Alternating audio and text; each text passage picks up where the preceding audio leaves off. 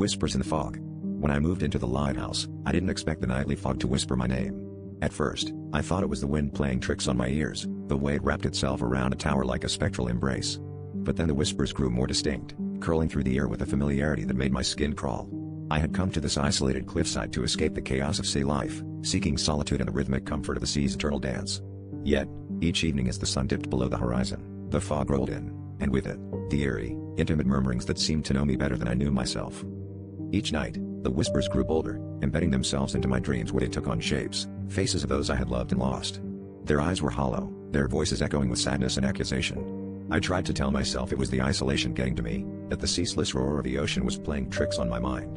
But as the days passed, the whispers began to bleed into the daylight hours. They started as faint echoes at the edge of my consciousness, gradually swelling into a cacophony that filled every corner of the lighthouse. Desperate for answers, I ventured into the lighthouse's dusty archives, hoping to uncover its history. I discovered that the previous keeper had vanished without a trace, leaving behind only cryptic notes scribbled in the margins of the logbook. They spoke of the fog as if it were alive, a sentient being with a hunger for those who dared to reside within its reach.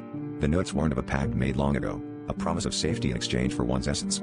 My heart pounded as I realized I wasn't just hearing the fog's whispers, I was becoming a part of them. On the final night, the fog was thicker than ever, a suffocating blanket that swallowed the world beyond the lighthouse. The whispers rose to a fever pitch, a siren call that beckoned me to the window. I peered out into the swirling mist, and there, as if conjured by my fears, stood the shadowy figure of the previous keeper. His eyes met mine, and I understood. The lighthouse demanded a keeper, someone to listen to its eternal lament. The fog closed in, wrapping around me in an embrace that felt like coming home. In that moment, I knew I would never leave.